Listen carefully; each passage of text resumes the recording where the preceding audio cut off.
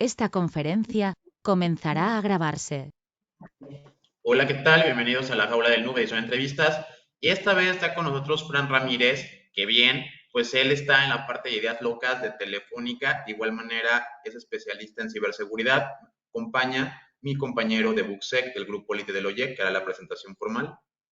Hola, ¿qué tal? Soy de Bucsec y el día de hoy tenemos invitado especial a Frank Ramírez, que es investigador de seguridad informática en Telefónica. Tiene más de 15 años de experiencia como administrador de sistemas Windows y Linux y es parte del equipo de Ideas Locas en Telefónica. En verdad es un honor tenerte en esta nueva entrevista, Frank. Bienvenido. Y gracias a nuestro patrocinador Hack by Security podrán obtener un 10% de descuento en su nueva plataforma de formación en todos sus cursos con el código Jaula10. En verdad, no se lo pueden perder. Osinteros y osinteras, gracias a nuestro patrocinador Cyber Hunter Academy, con el código La Jaula OSINT podrán obtener un 10% de descuento en el curso de OSINT para principiantes. No pueden perdérselo. Bien, Fran, pues platícanos un poquito desde qué edad surge tu inquietud por esto de los ordenadores y luego cuándo decidiste especificarte o enfocarte en el área de ciberseguridad. Vale, bueno, ante todo, tengo que decir que muchas gracias. El honor es mío estar aquí con vosotros porque ya sois un referente en todo lo que es el mundo de la ciberseguridad y las entrevistas a gente que nos dedicamos a esto, así que para mí muchas gracias, es un honor.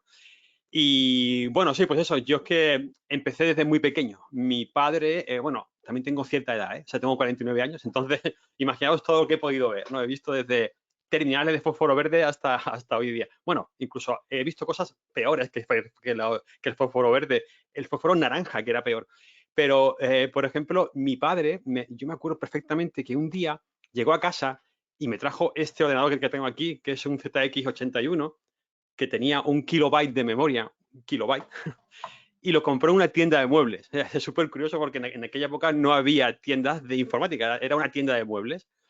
Y bueno, nada más traerlo, yo tendría 5 años, 6 años, lo primero que hice fue abrirlo, con lo cual la garantía se perdió y fue un problemón en casa bastante grande, ¿no? Pero ya a partir de ahí le empecé a coger el gustillo a eso de teclear, que salieran letras, ya mi padre empezaba a programar en BASIC muy sencillo, a hacer ciertos programitas y tal, y bueno, ese fue un poco el comienzo, ¿no? Ya a partir de ahí la verdad es que no lo he dejado nunca, ¿no? Después ya hubo otros momentos en mi vida que me fueron metiendo cada vez más en este fantástico mundo, ¿no? Que, por ejemplo, a mí me encanta hacer referencias a películas y libros, ¿no? Yo, por ejemplo, vi la película Juegos de Guerra, War Games, esa me encantó, ¿no? Y fue también una revelación, ¿no? Yo quiero hacer esto. Y vista hoy en perspectiva, un poquito más desde fuera, te das cuenta de la cantidad de cosas que contaba en esa película, ¿no? Contaba temas de machine learning incluso, ¿no? Y de ciberseguridad, ¿no? Pues bueno, fueron ciertos hitos que fueron cambiando mi vida hasta hoy, vamos, que he hecho prácticamente de todo. Ya os digo que tengo cierta edad y he visto muchísimas cosas y he tocado casi todos los palos, ¿no? Pero la mayoría de mi trabajo se ha centrado siempre en lo que es lo que es la administración de sistemas, CPDs y todo eso. Ya nos platicaste un poco sobre cómo empezaste en este mundo de la informática y ciberseguridad, pero ¿cuáles han sido los mayores obstáculos durante tu trayectoria profesional? Vale, pues tengo una muy directa y son las matemáticas. Esa fue la primera de de mi gran hándicap, ¿no? Porque yo cuando empecé a estudiar, yo no empecé en la universidad, ¿no? Y yo hice lo que en España se llama un FP, ¿no? Una formación profesional. Y de ahí pasé a la universidad. Entonces, claro, quizás el haber estudiado una ingeniería sin tener la base de esas matemáticas que se dan en otras áreas, en lo que en mi tiempo se llamaba el COU, el BUP y todo eso, pues fue para mí un problema bastante grande. Y fijaros qué ironía, ¿no? Hoy día yo estoy viviendo gracias a esas matemáticas que antes me costaba tanto aprender, ¿no? Porque ahora me dedico, bueno, si queréis después entramos un poco más al tema de Machine Learning y la ciberseguridad. Y sabéis que para Machine Learning la base matemática es algo también que es importante, ¿no? Eh, pero realmente, handicap como tal, problemas pues, durante toda mi carrera asociado a la informática, pues realmente a nivel técnico no, porque ha sido tal la pasión que siempre he ido aprendiendo más. Por supuesto que, no, que me falta muchísimo por aprender, cada día aprendo más de mis compañeros de trabajo, pero así como un problema grande no te podría decir algo específico, ¿no? Quizás sí, quizás te puedo decir que a día de hoy me abruma muchísimo la tecnología. Hay tantas tecnologías que ver a día de hoy que no sé por dónde empezar. Y mucho más si te dedicas a la ciberseguridad, ya sabéis que debes de saber un poco de todo, ¿no? Entonces, es muy difícil mantenerte al día de tantas cosas, ¿no? Cuando yo empecé, había un sistema operativo, era Linux, y tenías 4 cosas, conocías la máquina, era una CPU concreta, con unos registros que tenía ensamblador, código máquina, lo conocías a la perfección, pero a día de hoy, claro, esa variedad de tecnologías es muy difícil mantenerte al día con todas, ¿no?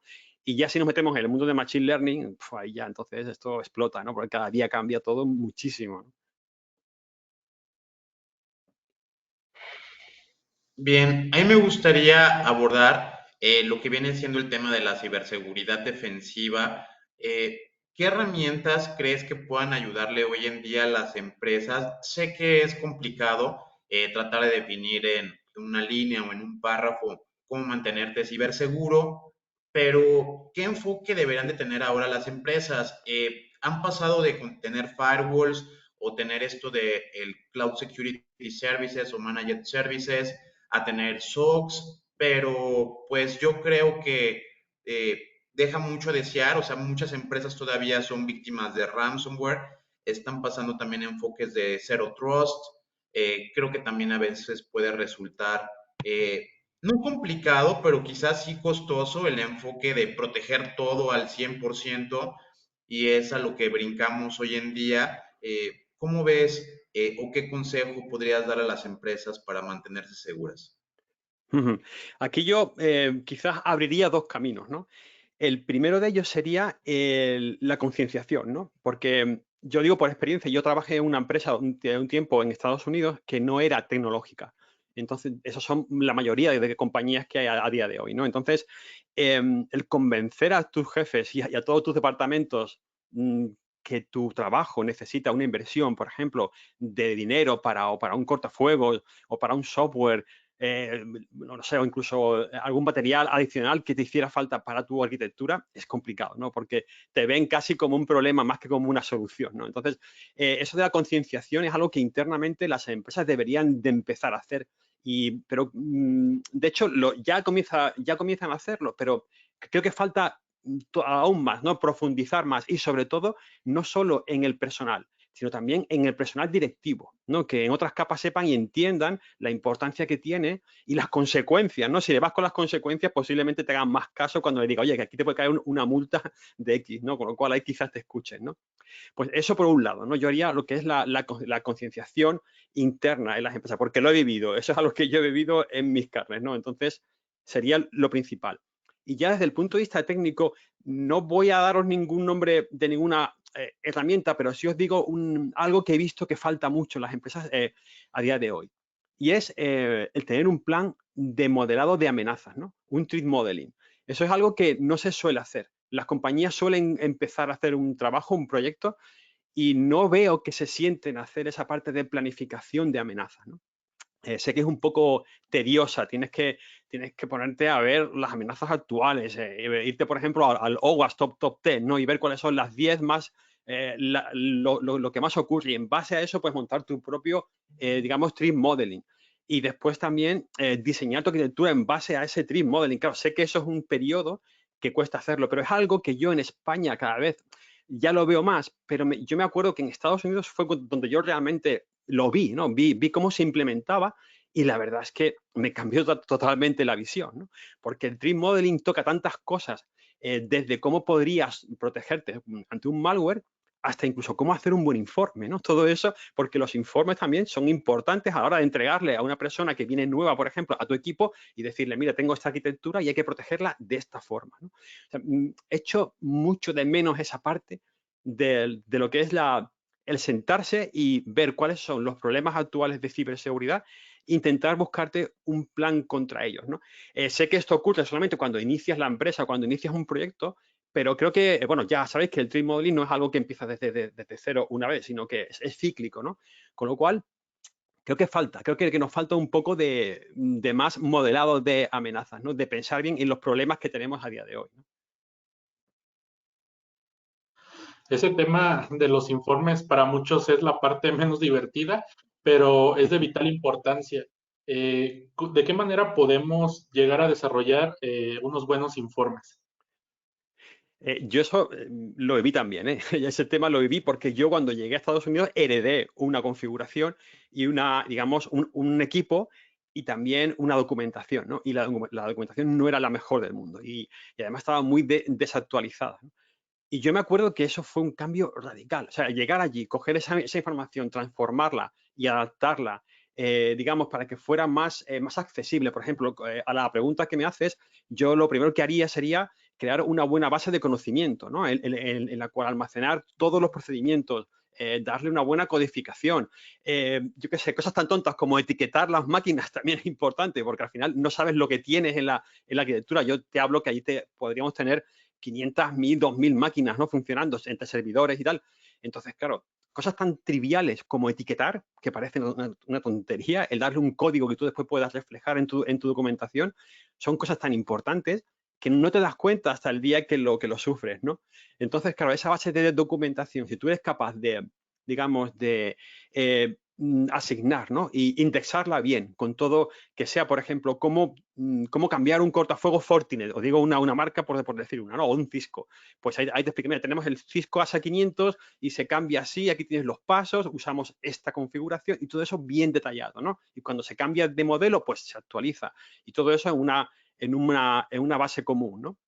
Y esto a mí me ha salvado la vida, porque claro, no siempre tienes el mismo equipo, tú también te cambias de un sitio a otro, pero si la documentación la mantienes viva, te ahorras muchísimos problemas, ¿no? O cuando tienes que hacer una actualización, no tienes por qué tú estar encima de esa persona, sino mira, ahí tienes la base de conocimiento, sigue los pasos y ahí lo tienes, ¿no? Con lo cual, yo creo que no es solamente hacerla, no es hacer la documentación y salir corriendo y decir, toma, ya la tienes, adiós, ¿no? Sino también que haya cierta coherencia en lo que estás haciendo. Y también es importante todo lo que son las auditorías de seguridad, tenerlas bien documentadas históricamente para ir viendo todos los fallos que hemos ido corrigiendo desde que empezamos a hacerlas, ¿no? También es importante para poder ir aprendiendo en el futuro lo que nos ha ido pasando en el pasado en lo referente a la seguridad, ¿no?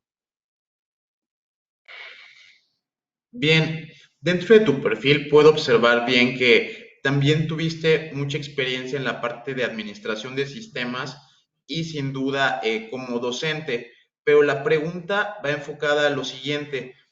Ahora que ya trabajas un poco más como en la parte que todos queremos o que la mayoría de las personas a veces quisieran, pero pues no tienen ni tiempo ni recursos y creo que también como independiente puede resultar un poco adverso, retador, pero ¿cómo es trabajar en el equipo de ideas locas y realmente cómo funciona? O sea, llegas, se te ocurre una idea, hay mucha gente que te apoya o todos se ponen un consenso, tienen que votarlo, lo tiene que aprobar el CEO. Ahora sí que, ¿cuál es el proceso creativo para tú poder llegar a este lugar, tener una idea y poderla hacer realidad? Vale, bueno, yo os cuento antes que mi único objetivo en la vida, y tengo siempre eso, siempre lo he tenido en mente, era trabajar en algo que me gustara, ¿no? Porque sabía que mi trabajo iba a ser la mayoría de mi tiempo, ¿no? De mi tiempo de vida. Con lo cual, eso ha sido algo que siempre he intentado hacer. Y en mayor o menor medida esa curva ha ido aumentando, ¿no? Para bien, ¿no? Siempre he ido cambiando de trabajo y mira, pues la verdad que he estado contento, ¿no? He viajado mucho, he visto muchos sitios, he conocido gente maravillosa, técnicos impresionantes, pero ahora mismo es cuando realmente me encuentro en mi punto de felicidad máximo. Yo siempre digo que soy el empleado más feliz de Telefónica, ¿no? Y es porque estoy trabajando con personas a las que yo admiro. Yo admiro a Pablo González Pérez, que directamente es mi jefe, y por encima de él, pues también tengo a David del Val y también tengo, por ejemplo, a Chema Alonso, ¿no? Que es el que creó el equipo de Ideas Locas. Entonces, claro, tener ese tipo de gente detrás tuya y además siempre apoyándote sin ningún tipo de problema en un departamento loco, ¿no? Que nos dejan hacer cualquier cosa es un privilegio, ¿no? Entonces, bueno, a la pregunta que me hacías de cómo trabajamos en Ideas Locas, pues simplemente tenemos como dos puntos de entrada de ideas. Son el equipo mismo de Ideas Locas o Chema Alonso, ¿no? Directamente. Chema a veces nos viene allí y nos dice, oye, tengo esta idea, vamos a implementarla y tal. Y por otro lado, también nosotros internamente, incluso con el equipo de Core Innovation, que es un poco más al que pertenecemos, también nos llega feedback de algún tipo de idea, ¿no? Y siempre que podemos ayudar, pues hacemos un poco lo que es la parte técnica, lo que es la implementación, porque lo que hacemos allí es comprobar si una idea es factible o no. O sea, no perder el tiempo en ella, sino directamente, si la idea, por eso el nombre de ideas locas, ¿no? Porque la idea puede ser muy loca, pero da igual, vamos, hemos hecho cosas muy locas, ¿no? Pero a lo mejor esa idea, en principio, algo que parece loco y que no tiene salida, igual te pones a trabajar con ella y ves una rama en la que sales y en la que dices, ostras, pero si aquí esto puede acabar en otro proyecto, y de hecho nos ha pasado, incluso con patentes, ¿eh? Y claro, son ideas que no tienen en principio una primera impresión de que puedan ser útiles, pero al final acaban en algo, ¿no? Con lo cual, esa es la primera misión. Nos llega la idea, hacemos las primeras pruebas, lo implementamos. Somos un equipo muy versátil. Ahí cada uno tenemos más o menos una pequeña, digamos, especialización, ¿no? Aunque todos somos de ciberseguridad, cada uno tiene un poco más un campo, ¿no? Tenemos a Pablo, que ya sabéis que es una eminencia en el tema de la ciberseguridad, pero también tenemos a Álvaro Núñez, tenemos diferentes compañeros que cada uno intenta como quedarse en su sector, aunque después todos compartimos proyectos. Yo colaboro en otro que no tiene nada que ver, por ejemplo, porque yo me encargo más de la parte de Machine Learning y lo que es la inteligencia artificial y todo eso, pero siempre colaboramos entre nosotros, ¿no? Con lo cual nos llega esa idea de fuera, nos sentamos con Pablo, que es el jefe, pues lo comentamos y, bueno, ¿esto cómo lo podemos hacer? Y nos ponemos unos plazos muy cortos para implementarlo. Decimos, no, hay que hacerlo en una semana, por ejemplo, y cogemos lo que ya existe, cogemos lo que hay en Internet, lo agrupamos, lo modificamos, hacemos una pequeña maqueta. Somos como un arquitecto que hace una maqueta con palillos de dientes, por ejemplo, ¿no? Una primera versión que dice, mira, pues, ostras, pues se mantiene, esto nos puede servir como ejemplo. Pues justamente es lo que hacemos. Una vez que la maqueta ya vemos que tiene salida, pues se pasa otra vez el feedback digamos, al equipo que nos lo pasó, ya sea Sema Alonso o sea el equipo de Core Innovation, y a partir de ahí ya pues empezamos a ver si tiene alguna viabilidad. Y ya pasaría a otro nivel, ¿no? En el cual ya se iba a limpiar. Somos un poco guarretes con eso, ¿no? Porque pero somos guarretes, pero al menos demostramos que esa aplicación o que esa idea tiene un fundamento, ¿no? Y ya os digo, ha habido ideas que no solamente eran ideas locas de principio que la gente podía decir, vaya locura, pues ha habido casos que incluso una idea han salido 3 distintas que al final han acabado en cosas incluso relativas a productos de la empresa, ¿no? O sea, que ese es un poco, bueno, y lo que me decías de que si había algún tipo de cortapisa o de control, en absoluto. Eso, Pablo nos da una libertad absoluta, él coordina todo y vamos viendo cada uno, vamos avanzando, cada día hacemos una pequeña daily de 5 o 10 minutos en la cual, mira, estamos en esto, y cada uno pues a trabajar a lo suyo. Tenemos reuniones, eso sí, tenemos tenemos lo que se llama un catch-up, ¿no? Una vez a la semana, pero tenemos mucha libertad para ir implementando, ¿no? Porque al final, como nos proponemos esos tiempos tan cortos de implementación, pues claro, tenemos que ir rápido, ¿no? Tenemos que ir lo más rápido posible para comprobar que esa idea va hacia adelante, ¿no? Hablando de ideas locas y nuevos proyectos y demás, ¿qué nuevos planes o proyectos nuevos se vienen para Frank? Pues ahora estamos, bueno, no os puedo comentar mucho sobre los proyectos en concreto, pero sí os digo que, al menos en mi campo, en mi zona, lo que no paramos de hacer es temas de combinar Machine Learning con la ciberseguridad, ¿no? Y hay un tema concreto que estamos obsesionados, o por lo menos yo lo estoy, que es el tema de las deepfakes, ¿no? Yo estoy convencido, y mi equipo, y Pablo, y Chema, que va a haber un boom en breve, o sea, si no está pasando ya, que va a ser muy complicado de parar, ¿no? Porque hasta ahora, si la gente era capaz de picar con un phishing de un email, cuando le manden una llamada que es de su hijo, de su padre, de su madre o de su jefe, que le clonan la voz y le clonan la cara, y esa persona, pues fijaros la cantidad de gente que va a caer en la trampa, ¿no? Eso va a ser un boom. De hecho, cada día es mucho más sencillo clonar voces. Ya hay aplicaciones que te lo hacen con tener 5 segundos de voz, ya tienes una clonación de voz, ¿no? Y para el tema de la imagen y de la cara, pues nosotros hemos trabajado mucho en eso. Hemos hecho deepfakes, hemos hecho contra deepfakes, ¿no? Es otra rama también, porque estamos muy convencidos que harán falta herramientas para detectar esas deepfakes, ¿no? Pero estamos muy preocupados con el tema de esa tecnología que está avanzando de tal forma que está arrollando con todo y que va a ser muy difícil de parar, porque a la vez que tú haces bueno, es que pasa igual que como con la ciberseguridad, ¿no? Sale un virus, sale un antivirus que lo puede eliminar, sale uno más potente, una técnica nueva y bla, bla, ¿no? Pues todo eso. Lo que pasa es que con el Machine Learning ese ciclo es mucho mayor. O sea, ocurre con una velocidad muchísimo mayor. Hay tecnologías que avanzan de un día para otro, ¿no? Y fijaros con el tema, por ejemplo, de DALL-E o de Stable Diffusion, ¿no? Son cosas que hace un año nadie se imaginaba esto, un año solamente, ¿no? sea, son cosas que están rompiendo con todo. Pues con el tema de las deepfakes, igual, antes se hacían deepfakes con lo que se llaman las GANs y ahora se hacen con modelos generativos mucho más avanzados, con lo cual son más perfectos, incluso llegan a engañar parte de la fisionomía humana, porque, por ejemplo, una forma de detectar deepfakes son los parpadeos, ¿no? Por ejemplo, la persona humana tiene un ciclo de parpadeo que una deepfake puede obviar, ¿no?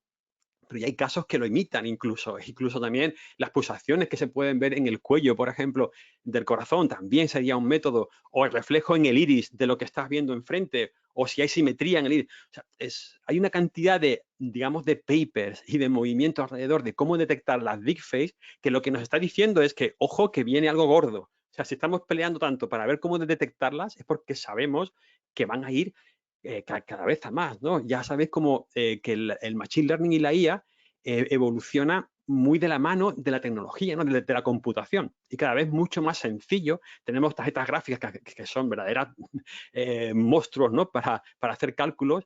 Pues imaginaros, claro, cada vez es mucho más sencillo tener una gráfica y montarte tu deepfake. Ya no hace falta saber ni matemáticas, por ejemplo, ni nada complejo, porque tienes ya un dashboard que te hace todo. O sea, estamos viviendo un periodo de transición en el que el Machine Learning va a tener muchísimo impacto y mucho que ver en la parte de la ciberseguridad, ¿no? Entonces, claro, eso sería un poco la parte en la que estoy yo metido, ¿no? En ver cómo protegernos. Eso sí, para protegernos hay que saber cómo atacar, con lo cual también tenemos esa diversión, ¿no? De crear nuestra deepfake, saber después de detectarla y cosas así, ¿no? Y todo muy relacionado con el tema del Machine Learning con las deepfakes. Bien, a mí me gustaría que nos platicaras un poco de tu blog Ciberades, pero un poco más allá. Ya sé que tienes noticias de hacking, ciberseguridad, que tienes mucho con el blog y que pues es muy concurrido y muy bueno, pero ¿cómo surge esta idea? O sea, ¿hace cuánto tiempo decidiste voy a hacer un blog? Yo recuerdo haber tenido uno de mis primeros blogs y la gente realmente se concurría. Había pocos blogs y me decían, oye, es que todos nos hemos leído tu historia que te pasó cuando formateaste la máquina, y se tornaba en más como un grupo de personas, pero ¿por qué decidiste hacerlo? Y también enfocado a lo mismo, ¿qué compromiso le diste tú como autor para que fuera lo que es hoy en día? O sea, un blog ya con muchos artículos, con cierta antigüedad y reputación. Vale, pues bueno, el blog empezó porque estábamos cansados. Mi gran amigo Rafael Troncoso, que ya lo he tenido por aquí, que es un crack y yo lo quiero con toda mi alma, pues con Rafa empezamos digamos, a reunir noticias que veíamos. Claro, porque estamos hablando de hace mucho tiempo, cuando no había tanta información, tanto YouTube, tanto podcast, por ejemplo, que eso ahora para mí es impresionante. El poder escuchar un podcast en el coche, por ejemplo, es algo que antes era inimaginable, ¿no? Y claro, pues claro, toda esa información había que unificarla, ¿no? Antes no era fácil encontrar una página que tuviera todo en el mismo sitio, con lo cual Rafa y yo nos dedicamos, y también Alberto, ¿no? Otros amigos, nos dedicamos un poco a recopilar información y unificarla en el blog, ¿no? Y bueno, al principio, a mí me encantan las noticias muy geek, ¿no? Y cuanto más friki, mejor. Entonces, claro, lo enfocamos mucho por ejemplo, somos muy fans de la página Microsiervo, ¿sabes cuál es? No, supongo que sí. Pues con Microsiervos, ese estilo geek, ¿no? En el que hablan de cosas como, por ejemplo, juegos indie súper extraños que tienen elementos procedurales para hacer laberintos, cosas así, ¿no? Hasta temas de ciberseguridad. Y sobre todo hay una cosa que nos encantaba a Rafa y a mí, que eran las historias de la informática, ¿no? Lo que son lo que llamamos nosotros las microhistorias, ¿no? Entonces, empezamos con noticias, con artículos. Cuando hacíamos algo, Rafa y yo, por ejemplo, de algún tipo de implementación, pues lo poníamos en el blog. Pero era un poco una recopilación de temas de ciberseguridad, ¿no? De hecho, gracias al blog conocí a Chema Alonso, ¿no? Fue hace ya muchísimo tiempo, ¿no? Porque pues, publicábamos noticias suyas, hacíamos colaboraciones con él y todo eso. Así que el blog ha sido un poco lo que nos ha dado el empujón a Rafa y a mí, ¿no? Lo que nos hizo un poco conocidos, entre comillas. Tampoco éramos nada, pero al menos la gente veía el blog, ¿no? Entonces, era un poco un sitio donde meter nuestras inquietudes, ¿no? Si nos gustaba algo, lo poníamos en el blog, para tenerlo allí como archivado, ¿no? Pero fue a más, ¿no? Cada vez entró más gente, cada vez nos preguntaban más, y sobre todo vimos que a la gente le gustaba mucho la parte de lo que decía antes, de las microhistorias, ¿no? Entonces, incluso hicimos una serie completa que era contar historias de la informática, ¿no? Hablábamos desde Steve Wozniak, que era lo más típico, hasta, yo que sé, por ejemplo, los empleados de Atari, qué es lo que hacían cuando entrabas en la empresa, cosas así, ¿no? Yo es que siempre, y también Rafa, tenemos siempre la idea en la cabeza que es fundamental dar ese tipo de charlas o esa información a gente nueva, ¿no? Es una especie de motivación. Si tú le cuentas, por ejemplo, que Steve Wozniak iba en un avión a enseñar su Apple II y en el avión, cuando llegó al hotel, porque se despistó un poco, borró toda la BIOS de la disquetera y tuvo que hacerlo durante toda la noche programando. Ese tipo de cosas a la gente le gusta y les motiva, ¿no? O si también le cuentas la historia de Ada Lovelace, por ejemplo, que muy poca gente conoce de verdad, ¿no? O yo qué sé, o Friedman, por ejemplo, o yo qué sé, o Margaret Hamilton, que salvó el Apolo 11, el Eagle, de que tuviera un problema cuando estaba llegando a 10 minutos de alunizar, ¿no? Son cosas que la gente no conoce y que motivan muchísimo, ¿no? Pues eso fue un poco el enfoque que después le dimos al blog. O sea, lo llevamos un poco hacia la parte de las historias, pero la base en principio era un poco recopilar todo lo que nos gustaba a mi entorno, que en ese momento éramos Rafa, Alberto y yo. De pronto, en los grupos que tenemos en Telegram llegan personas que preguntan cómo empezar en ethical hacking, cuáles son las bases o por dónde deberían de empezar. ¿Qué recomendaciones le darías con toda tu experiencia a estas personas que quieren empezar a adentrarse a la ciberseguridad o al hacking ético? A nivel genérico, ¿no? O sea, lo que es la ciberseguridad en general.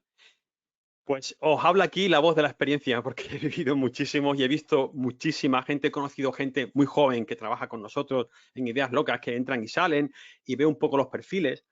Y, a ver cómo os lo digo, yo creo que lo principal es, un punto uno, que te guste, es lo principal, que hay una pasión por eso, porque va a ser duro. Spoiler, va a ser muy difícil, te lo digo ya, ¿vale? Entonces, digo difícil si quieres llegar a ser bueno y a dominar el tema, ¿no? ¿Por qué? Pues porque para mí no hay área más compleja dentro de lo que es la computación o la informática que la ciberseguridad. Y por un motivo muy claro, porque tienes que conocer todos los campos. O sea, tienes que saber de redes, de hardware, de todo, ¿no? Con lo cual es muy difícil, ¿no? Y si no llegas a entender cómo funciona, por ejemplo, la memoria a nivel de registro de código máquina de un procesador, no vas a saber nunca cómo funciona un exploit, por ejemplo, o cómo hacer diferentes tipos de ataques si no conoces cómo funciona la pila TCP/IP, por ejemplo, ¿no? Cosas así. O sea, son detalles que son importantes, ¿no? Yo por eso, por ejemplo, siempre he sido un poco, a ver, ¿cómo os digo esto? Un poco negativo con el tema de estudiar en la universidad, aunque al final estudié una carrera y todo eso, ¿no? Pero es cierto que la universidad, si te da algo, es esa base. O sea, no vas a aprender lo último. O sea, eso, olvídate de eso. Pero sí que vas a aprender una base técnica que es muy importante a la hora después de profundizar en campos como, por ejemplo, lo que es la ciberseguridad. O como os dije antes con el machine learning. Yo me acuerdo que yo lo pasaba fatal en la universidad con las clases de cálculo o con las clases de álgebra. Si a mí el de álgebra me llega a decir, oye, que esta matriz te sirve para después hacer un cálculo con vectores que vale para hacer computación para machine learning, pues, ostras, igual hubiera puesto más atención, ¿no? Pero eso lo he visto ahora. O sea, ahora ya de adulto es cuando he dicho, ostras, pero si esto era para esto. Con lo cual, veis como que, resumiendo un poco el mensaje, lo que quiero decir que hace falta que tengas una base de casi todo lo que está relacionado con el mundo de la tecnología, ¿no? Y de la computación. Porque ya después el aprender ciberseguridad, entre comillas, es más sencillo. Porque ya si tienes esa base, ya entiendes cómo funciona, por ejemplo, el sistema operativo Linux, conoces el kernel de Linux, conoces cómo funciona un proceso de Linux. Este tipo de cosas te dan mucha potencia a la hora de utilizar ya herramientas como Metasploit o como entender exploits también, o ya es sencillo porque tienes esa base, ¿no? Entonces, con lo cual, yo en vez de recomendaros algún tipo de path, ¿no? de ruta para seguir, yo recomendaría que la gente que quiera hacer ciberseguridad tuviera una buena base técnica antes, que se dedicara a entender electrónica, a entender informática, a dominar un lenguaje de programación. También es importante saber manejar Python, Go o C++, ¿no? O lenguaje C. Son importantes también, porque te vas a encontrar con código, por ejemplo, si coges código de las entrañas, ¿no? de Linux, te vas a encontrar C y C++. O sea, tienes que entender bien cómo funciona un puntero, cosas así, ¿no? Y esas son cosas que yo he visto en la gente nueva que no es que le falta, la gente nueva es espectacular, los chavales y chavalas jóvenes que conocemos son alucinantes, ¿no? Pero sí que te das cuenta que esa pequeña base de algunos temas muy concretos no les funciona o les falta, ¿no? Y claro, eso en el mundo de la ciberseguridad, si no tienes un buen comienzo, te va a costar cada vez más entender cómo hacer, yo que sé, cosas tan complicadas como un movimiento lateral, entender cosas que fijaos todo lo que hay detrás de un movimiento lateral. O sea, te pones a pensar y dices, madre mía, pero si aquí detrás hay 50.000 formas, ¿no? Técnicas y tal. Pero si no entiendes cómo funciona desde un escaneo de puertos o incluso qué es un puerto. O sea, he visto casos de que no sabían lo que era un puerto, ¿no?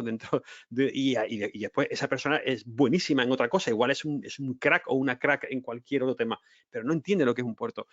Pues ese tipo de cosas es algo que yo veo que falta y de hecho lo veo en algunos másteres. Yo que me dedico un poco también a dar clases y eso, sí que he visto que algunos máster lo que haría falta antes de que la persona llegara a ese máster quizás sean unos cursos de preparación, ¿no? Porque claro, cada vez más hay máster que no requieren un título de universidad. Entonces, claro, no sabemos qué perfil llega a esa persona.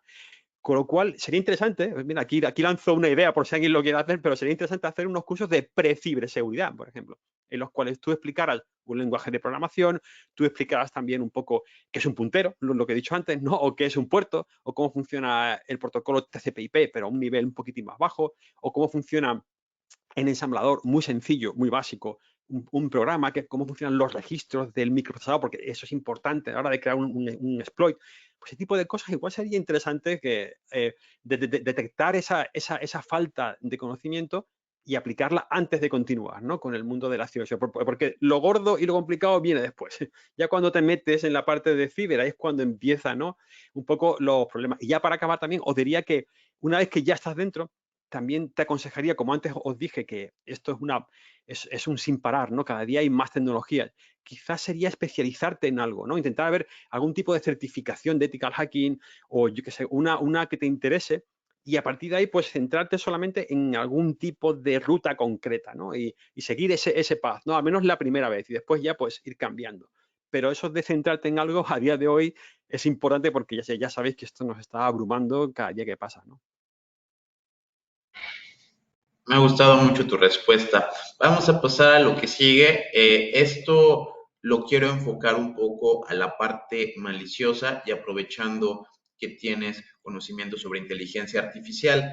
Alguna vez Stephen Hawking, de hecho leí un par de sus libros, pero en el último que habló de los agujeros negros y todo esto, también se enfocaba con mucho temor hacia la inteligencia artificial antes de su partida. Y de igual manera comentó algo que me llamó mucho la atención, en el que hace una comparación de un virus informático con una forma de vida. O sea, ya ni siquiera lo compara con otra cosa, sino dice, bueno, pues que un virus informático tiene cierta lógica, podría considerarse hasta una forma artificial, pero ya de lo que sería darle vida a algo.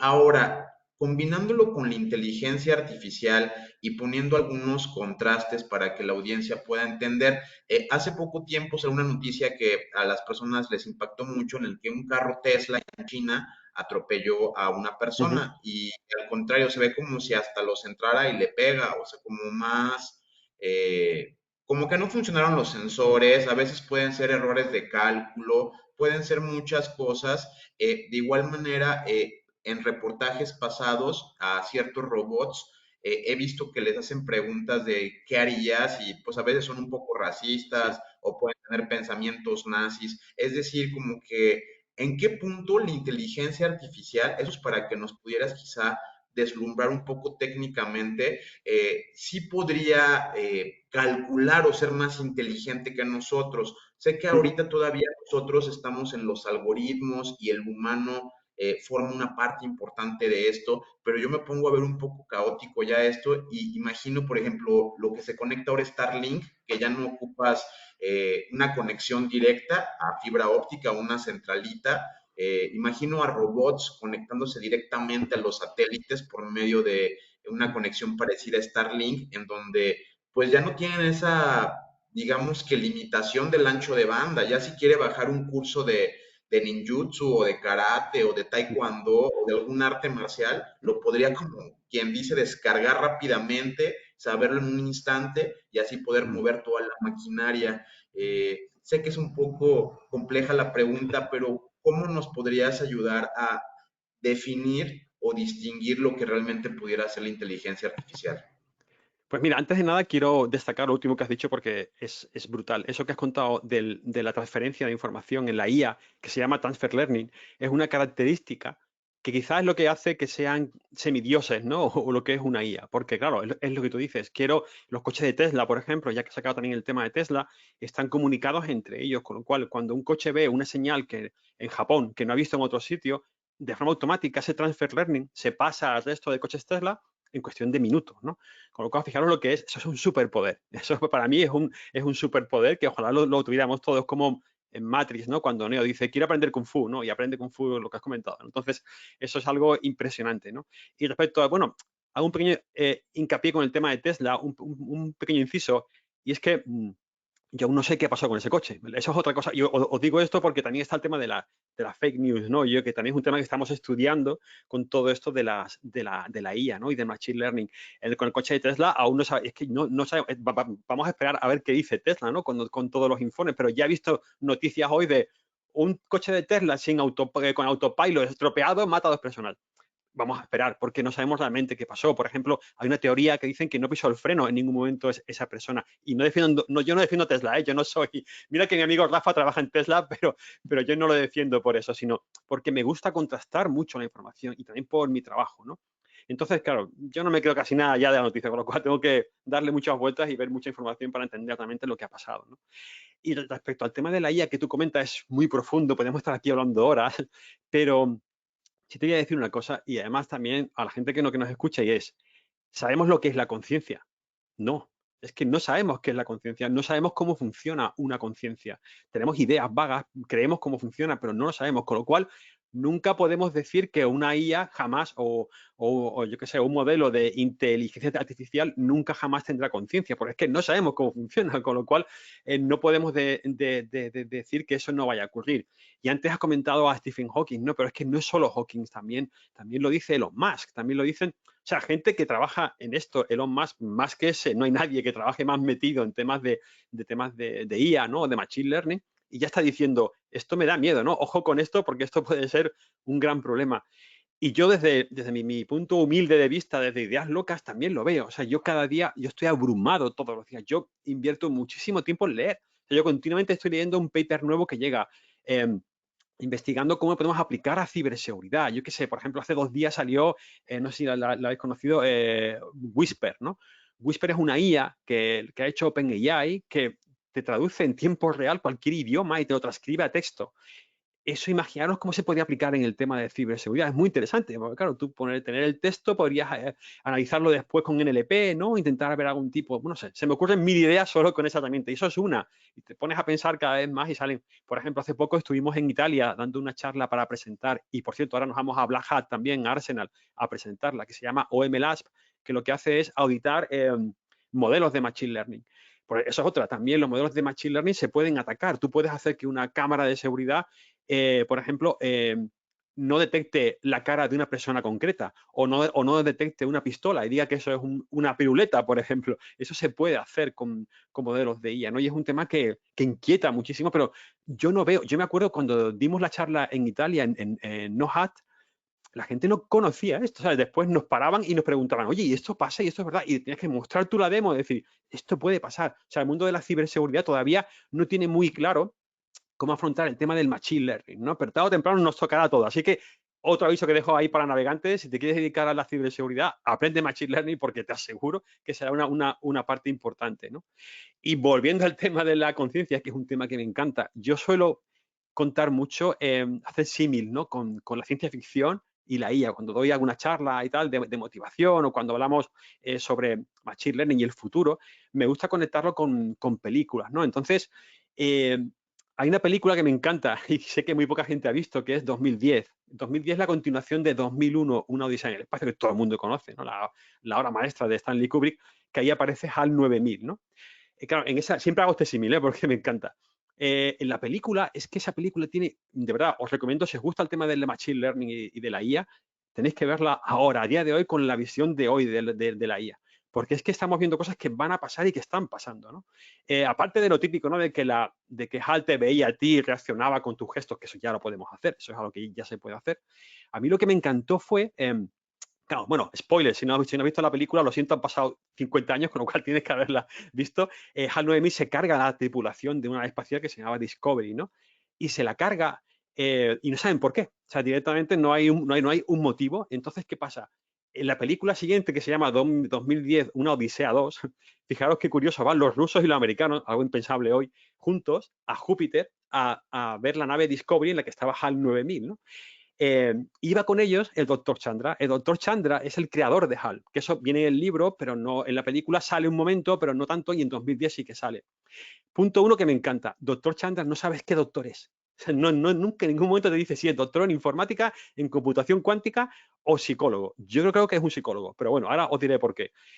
Claro, lo bonito del tema es que Dr. Chandra va en la nave con ellos y es el único que no es militar o que no está, ¿no? Vale, encuentran a HAL 9000, encuentran la nave Discovery y hay una conversación espectacular que dicen, vale, ¿cómo arreglamos la nave? Porque queremos llevarnos a HAL, queremos reutilizarlo, vale pasta, lo queremos usar de nuevo. Y dicen, no, tenemos que desmontarlo. Y el doctor Chandra dice, no, déjame a mí, tengo que ir yo a hablar con él. Y te quedas como, o sea, no hay que desmontarlo, ni verlo, ni desensamblarlo, ni hacer la ingeniería inversa, no, voy a hablar con él, ¿no? Entonces, claro, llega un momento en el que activan a HAL y se va, el doctor Chandra se sienta delante de él y empieza una conversación con HAL. Oye, HAL, ¿qué tal? ¿Cómo estás? Bien, doctor Chandra. Y le dice, ¿por qué has hecho eso? Y le dice, y ahí le cuenta la verdad, ¿no? Y la verdad es que hubo una contradicción de órdenes. A HAL le dijeron, por encima está lo que es la misión, por encima de la vida de los tripulantes. Por eso él se cargó a los tripulantes porque tenía por encima la orden de, eso es un poco violar las 3 leyes de Asimov, ¿no? Pero bueno, más o menos por ahí va el tiro, ¿no?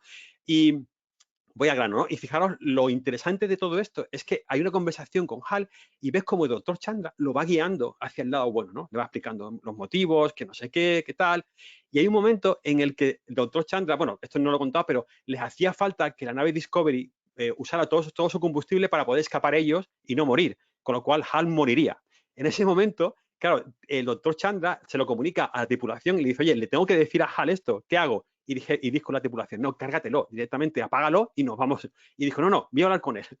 Y le convence, le dice, oye, HAL, mira, hace falta que tú nos dejes tu nave, pero tú vas a morir, ¿vale? Directamente.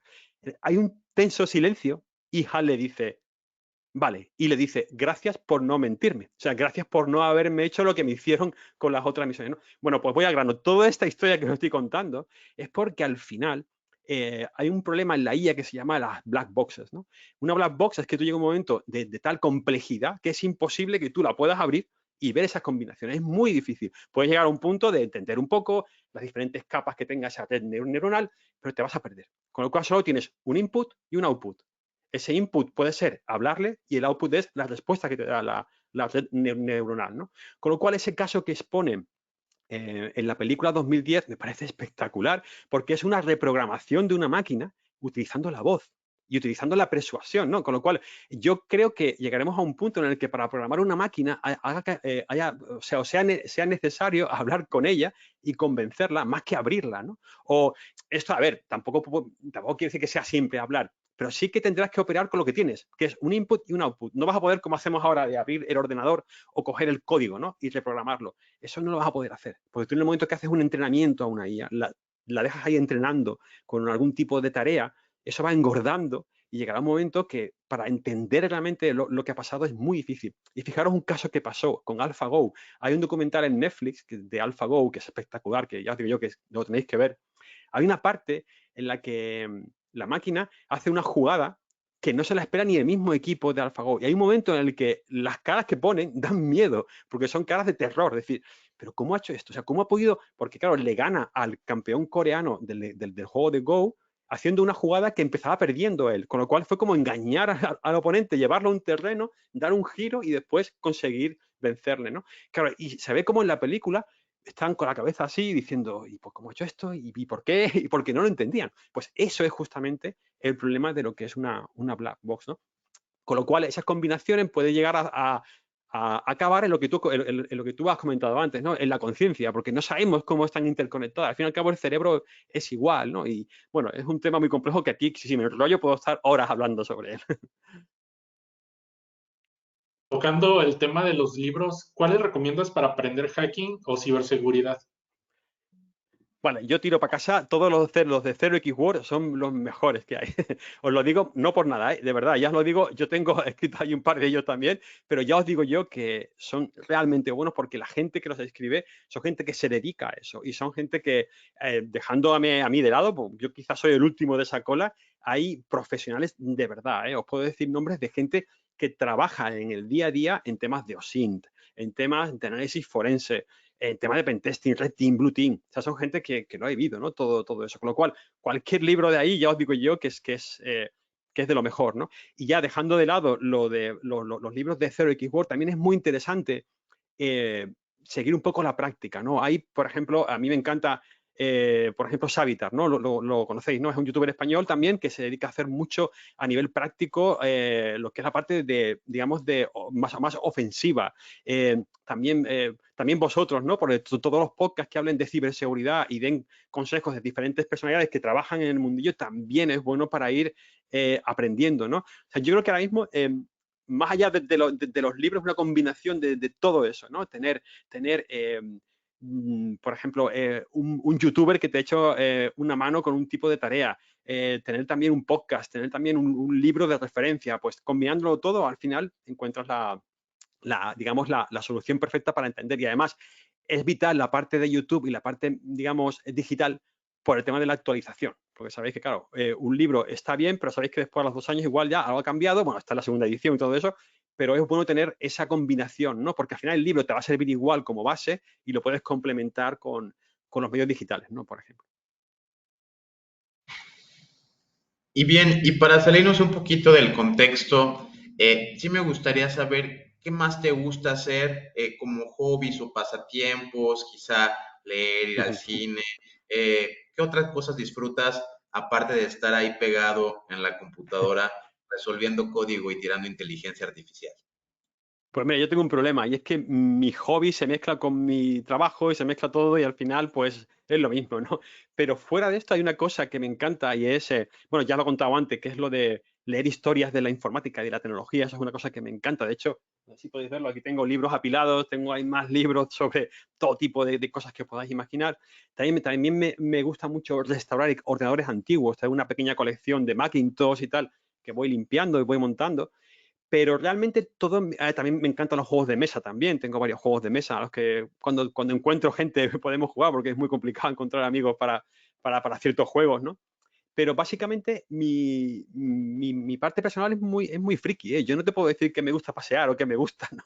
A ver, ya intento hacer deporte y todo eso, pero no es algo que me guste mucho. Sí me gusta el cine, por ejemplo, también me gusta mucho la música. Mi padre es músico y eso pues, al final también lo heredas, ¿no? Sí me gusta pasear por el campo, por supuesto, desconectar a veces de toda la tecnología, pero al final, si desconecto, me llevo un libro de tecnología, seguramente. Por ejemplo, me encanta mucho toda la parte de la máquina Enigma de Alan Turing, toda la historia de Alan Turing. Para mí Alan Turing es el mayor hacker de la historia, o sea, no hay nadie como Alan Turing, es incomparable, y toda la historia que lo rodea a él es algo que a mí me apasiona. De hecho, he ido a Bletchley Park, he estado allí, he visto los HUD que se llaman, ¿no? Eso es otra cosa también que me encanta. Cuando yo viajo mucho, gracias al trabajo, he viajado muchísimo, y mi mujer es una santa porque la pobre, cada vez que iba yo a una ciudad, lo primero que buscaba era o un Hack Lab o buscaba un museo de informática. Entonces, claro, en Berlín, por ejemplo, estuve en el Computer Museum, que era brutal. Estuve en 3 o 4 Hack Lab a las 4 de la mañana, a las 3 de la mañana. En Nueva York iba mucho al Hack Manhattan. De hecho, allí vi a Kevin Mitnick, por ejemplo, que tenemos mucha amistad con Kevin Mitnick. De hecho, estamos trabajando con él, o últimamente no, pero sí hemos trabajado en muchos proyectos con él. Conocí a la gente de 2600, Emmanuel Goldstein, entraba en la furgoneta de ellos. Se ha visto cosas que realmente esa cultura de viaje friki, bueno, he ido a San Francisco también y he entrado al Museo de Informática, o sea, esa parte de viaje, eso en el blog lo podéis ver, por ahí hay fotos mías de por ahí cuando voy a un sitio de estos, ¿no? Pues eso también se podría considerar un hobby, ¿no? Cuando vas de viaje, pues buscar, digamos, lo que es la ruta geek, ¿no? Para ver si hay algo que te atraiga de la tecnología por la zona. Pero lamentablemente no te puedo decir ciclismo, fútbol o nada de eso. A la mayoría de los invitados les hago esta pregunta porque siempre existen distintas perspectivas de lo que es, pero para ti, ¿qué es un hacker? Ah, bueno, eso lo tengo clarísimo. Y además, Chema Alonso es el que más está peleando para poder, hasta el punto que incluso consiguió que la Real Academia Española lo llegara a corregir en el diccionario, ¿no? Yo también y también Rafael también. O sea, Rafa y yo siempre hemos sido súper, digamos, súper estrictos con la palabra hacker. ¿Y por qué? Pues porque sabemos lo que significa. Sabemos que hacker, cómo nació la palabra hacker, sabemos que eso viene del MIT, sabemos que eso no se refería en ningún momento a nada ofensivo o nada, digamos, que no fuera legal. Sabemos que es una pena porque el término hacker lo utilizan todos los genios de la informática, utilizan el término hacker al principio para, digamos, nombrar o darle un título a alguien porque es muy bueno en un campo, es capaz de pensar de forma lateral o incluso encontrar soluciones que a nadie se le ocurriría. Con lo cual me da mucha pena que el término hacker, bueno, también tiene culpa mucho lo que es el periodismo.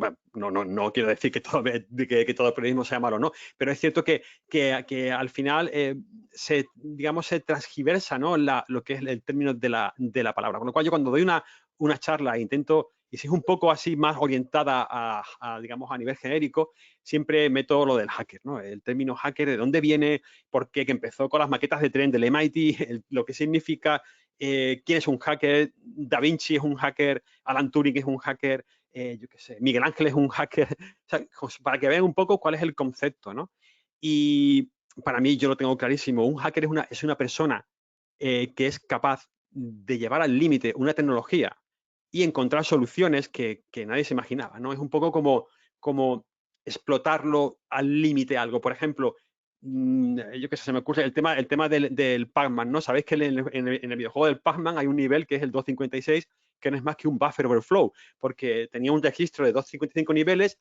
Cuando hicieron el Pac-Man, nadie pensaba que llegaría alguien, algún colgado, un loco, llegaría al nivel 255, pues sí, alguien llegó y ese buffer overflow provoca un error que la pantalla del Pac-Man te la divide por la mitad y la parte derecha es ilegible, son píxeles ahí aleatorios. Bueno, pues una persona se dedicó a mirar esa parte, sacar las puntuaciones y mirar cómo comerse los puntos que no se veían en pantalla. Eso es un hacker también. Os pongo este caso extremo, ¿no? Para que veáis desde un campo a otro, ¿no? Kevin Mitnick para mí es un hacker en toda regla, porque era capaz de hackear la mente de las personas solamente con una llamada de teléfono, por ejemplo. Es cierto que después ya le llega la deriva un poco criminal, ¿no? Aunque, bueno, realmente él estuvo siempre un poco ahí, un poco al límite, ¿no? Tampoco, no lo sé, es un poco... Es delicado, es un tema delicado lo de Mitnick, pero ya digo que es espectacular su historia, ¿no? Entonces, bueno, para acabar, para mí el término hacker es algo que deberíamos de cuidar más, ¿no? Y de no utilizar tan a la ligera, ¿no? Para mí hacker también es un título. O sea, tú no te puedes, esto es mi personal mío, tú no te puedes autodenominar hacker, yo soy un hacker.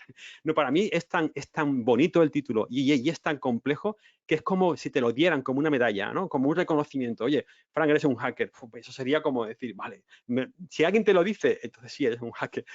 No sé si me entendéis, pero por ahí va un poco, ¿no? El tema de darle esa limpieza al término, porque es muy bonito. O sea, es que si todo el mundo entendiera lo que hay detrás de la palabra hacker y de los hackers que hay, desde los que inventaron el Unix, ¿no? Hasta, yo qué sé, con el PDP-1, cómo inventaron los videojuegos usando un osciloscopio. Esos eran hackers, de verdad, porque llevaban al límite la tecnología. Ya cuando traspasas la legalidad, te conviertes en un cracker, ¿no? Que era un término también que se intentó imponer, pero bueno, al final no llegó bueno, yo lo uso, ¿eh? Yo el término cracker sí que lo utilizo de vez en cuando, pero nunca me verás utilizar hacker para algo ofensivo, para algo malo o algo ilegal, ¿no?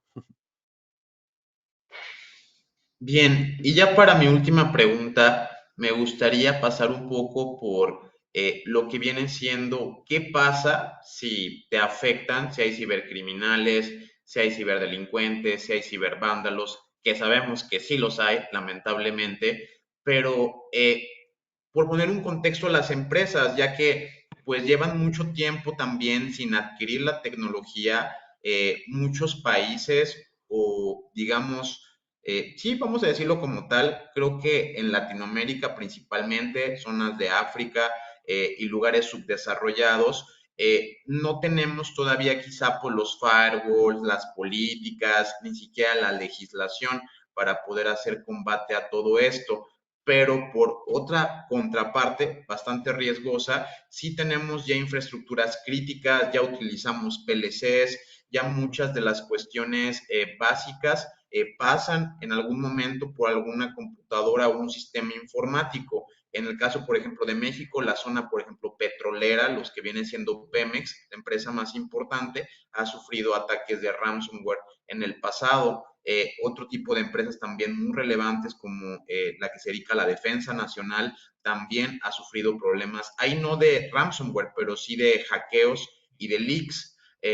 Aquí, para no irme muy extenso, es dentro de tu experiencia, ¿por qué vale la pena invertir en ciberseguridad o protegerse? ¿Qué pasa si no lo hago? ¿Qué pasa si yo hago caso omiso de todo esto? Digo, eso no existe, eso es de las películas, a mí no me va a pasar. ¿A qué me estaría enfrentando si pongo cero controles de seguridad? Ujú. Vale, respecto a lo primero que has comentado sobre el tema de no tener recursos, ¿no?, para implementar la ciberseguridad, eso es interesante porque, claro, hay compañías que son muy buenas, que tienen cantidad de infinidad de recursos para poder ayudarte a la hora de proteger una infraestructura, pero son caras, la mayoría, ¿no? ¿Qué es lo bueno que hay? Que tenemos el código libre, ¿no? Tenemos el open source. Entonces, hay cantidad de arquitecturas que puedes implementar y que, de hecho, la mayoría de software que usamos en ciberseguridad, la mayoría es open source, ¿no? Yo qué sé, por ejemplo, no sé, para montar, por ejemplo, un cortafuegos, un router, puedes utilizar pfSense, por ejemplo, o MikroTik, ¿no? Implementarlo sobre un hardware sencillo. Un Pentium 2 de los antiguos hoy día soporta pfSense y funcionaría muy bien como un switch gestionable, por ejemplo, solo con ponerle tarjetas, ¿no? Con lo cual, siempre veo por ahí una parte interesante a la hora de potenciar más el código abierto, ¿no? Para ciertos entornos que no tienen recursos, porque ya os digo yo que el mismo Linux es código abierto, ¿no? Entonces, muchas plataformas se basan en Linux, con lo cual, con tener un buen PC o una buena o un hardware, tampoco bueno, con tener un hardware más o menos, digamos, usable, puedes montar cierta infraestructura. Y respecto a la segunda pregunta que tú comentas sobre por qué una empresa debería de implementar y de invertir más en ciberseguridad, y es porque si no lo haces, te vas a arrepentir en un breve periodo de tiempo, en muy poco tiempo. Y lo dice alguien que lo ha vivido y la voz de la experiencia, ¿no? Eso es algo que debería estar. No sé, os cuento una cosa muy rápida que me pasó a mí en Estados Unidos. Yo, la cultura española somos de, venga, lo hacemos todo rápido, venga, hay que montarlo todo. Bueno, española y latina, eso lo tenemos todos los latinos, ¿no? De venga, la rapidez, montarlo. Yo cuando fui a Estados Unidos, me acuerdo, como mi empresa no se dedicaba a la tecnología, cuando había reuniones para una apertura de una oficina, yo no iba. Yo en España nunca he ido a esa reunión, pero allí sí. Allí los americanos dijeron, no, no, queremos al técnico de IT aquí. Y claro, mis jefes decían, ¿cómo? Pero si no sabe nada. No, no, queremos al técnico de IT. Claro, y eso me abrió un mundo y dije, ¿por qué quieren que yo vaya? Claro, era montar una oficina y ya las primeras preguntas que me hacían eran, oye, Fran, ¿cuál es el mejor proveedor? ¿Cómo podemos tener doble proveedor por si cae internet, tener un backup? Vamos a montar 50 equipos. ¿Cómo los securizamos? Y claro, eran cosas que tú decías, pero bueno, ¿esto qué es? Esto es el paraíso. Aquí me están haciendo caso, ¿no? Porque después, vuelta a mi antiguo sitio, esto no era con Telefónica, os lo dejo, esto era con otra empresa que no era tecnológica. Entonces, claro, en ese momento era muy difícil, ¿no? El convencer, digo, en el entorno más de aquí, ¿no? Más de España, de decir, oye, que hay que invertir en informática, hay que invertir, yo qué sé, por ejemplo, en buenos discos de gabinete, ¿no? Los SAN, una SAN tiene que estar bien montada, bien con discos de los mejores. Este tipo de cosas no los ven a otros niveles, ¿no? Con lo cual, yo creo que es importante que una empresa tenga la concienciación, viene otra vez el término, ¿no?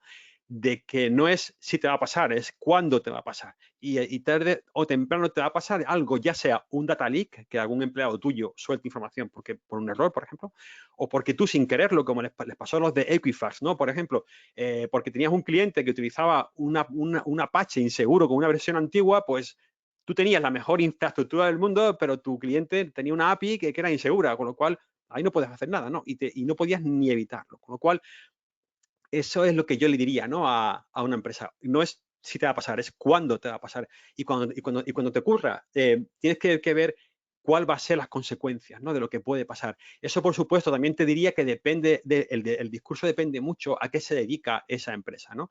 Tienes que ver si se dedica a la tecnología o no se dedica a la tecnología, o si se dedica a la tecnología pero a un nivel más bajo y no, yo qué sé, por ejemplo, telecomunicaciones, o se dedica a la construcción, o se dedica, yo qué sé, a lo que sea, ¿no? Y según lo que estén haciendo, dar un mensaje u otro. Pero siempre hay un mensaje base, ¿no? Que es, tienes que securizar todo desde el primer momento. Tienes que hacer lo que se llama el zero trust, ¿no? Me encanta el término del zero trust, y es no confiar en nada.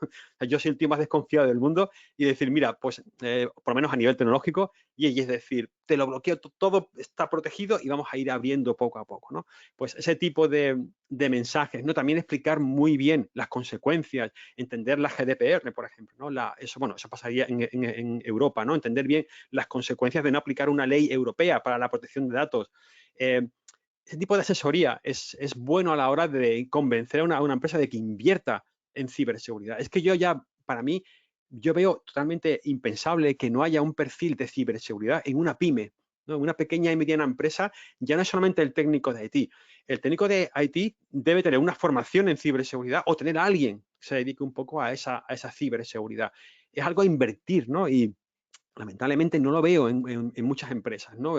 Es algo que parece que todavía como que nos cuesta, ¿no? Pagar por el término de ciberseguridad, pero después cuando ocurre algo, todo el mundo se lleva las manos a la cabeza, Dios mío, ¿qué ha pasado? Dios mío, ¿qué ha pasado? ¿Y por qué? ¿No? Ya llegas tú y dices, mira, ha pasado por esto, pero aún así tampoco te van a hacer caso, entonces vas a seguir con la rueda, ¿no? Con lo cual es un poco, vuelvo otra vez al principio, cuando os conté lo del Team Modeling y tal, yo creo que lo que hay que hacer es convencer a una empresa usando, por ejemplo, un modelado de amenazas y explicar lo que le podría pasar, ¿no? A esa empresa si no aplica lo que es la ciberseguridad. Y, por supuesto, que entienda que igual que invierte en, yo qué sé, en papeleras, en escritorios y en lápices, pues también tiene que invertir en algo que le puede repercutir en el futuro para bien en caso de que haya un problema de filtración de datos o de cualquier tema asociado a la ciberseguridad.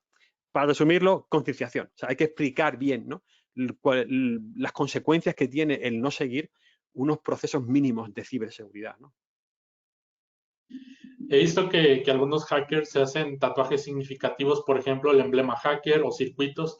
¿Tú tienes algún tatuaje? Y si es así, ¿qué significa? En caso de que no lo tuvieras, ¿qué te gustaría tatuarte? Pues mira, no lo tengo, pero estuve a punto de hacerme uno, y aquí viene otra vez la rama friki, y era el símbolo de Gandalf, la letra de Gandalf, estuve a punto de tatuármela una vez, pero no, es algo que nunca me ha traído, ¿eh? No, yo más que tatuajes, lo que sí llevo son muchas camisetas friki, sí que voy. De hecho, he estado muchos años trabajando en traje, ¿no? En traje y corbata, incluso programando o montando servidores en traje y corbata, y ahora desde que estoy en Telefónica, pues tengo esa libertad, ¿no? Para ir con mi camiseta friki. Pues si mi jefe Chema lleva camiseta friki, pues yo igual, ¿no? Entonces es algo que me encanta, ¿no? Comprar camisetas de lo más friki posible que te puedas imaginar, pues tengo de todo por ahí. En verdad, ha sido una entrevista demasiado interesante, Frank. Muchísimas gracias por tu tiempo y por tus respuestas.